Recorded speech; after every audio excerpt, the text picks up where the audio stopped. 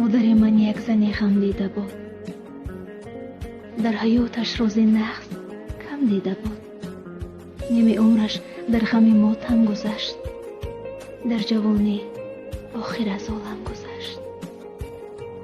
سرخم و مایوس ماندم چون غریب از نوازش های مادر بی نصیب. ترانه بخشیده می شود از نام شاهده به مادر محرومش اپای بی سلیمه. جانم فدای مادر که با بودن خود تمام دنیا را برایم هدیه می کند و همین که رفت آن همه را با خود می برد. امروز یادی 4 سال قبل افتادم. یادی ایامی که یک زمان ها مادر می گفتم. وجودم را حسی شادی فرو می گرفت. با دل خونچکان قصه می کرد. شاهده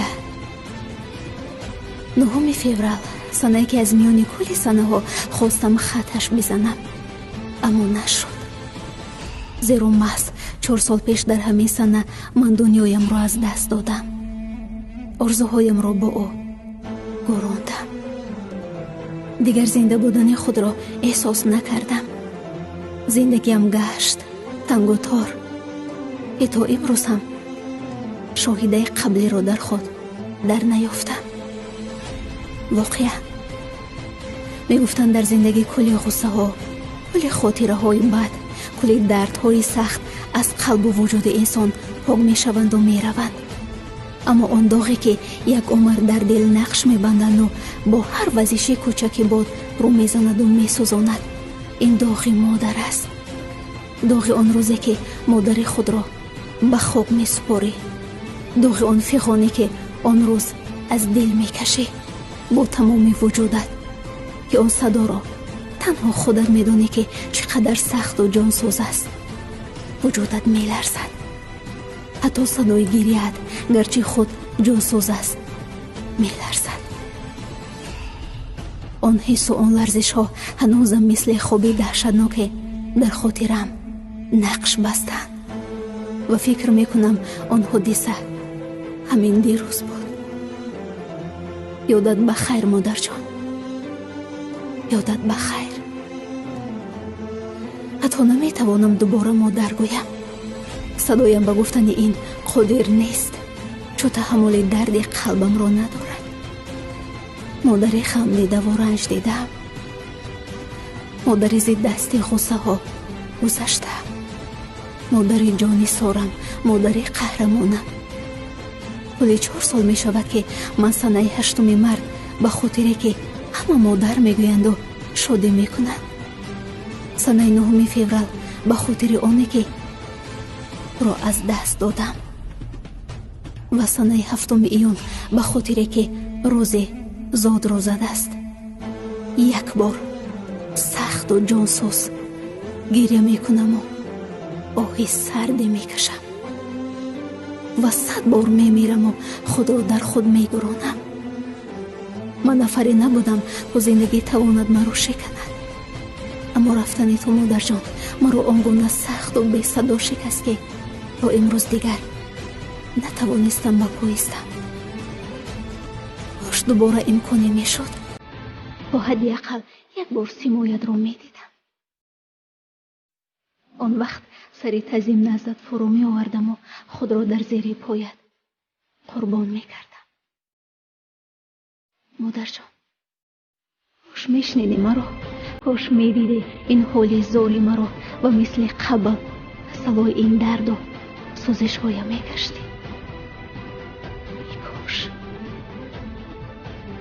امروز با وجود بزرگ بودنم مثل کودکی که به مادر، به آغوش و به علی مادر خوب نمی رود، مثل اون کودکان گشتم.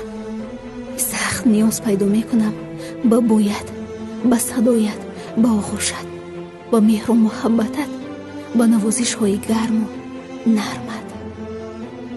نمی خواهم بخوابم. در اصل خوصه ها نمی گذارد.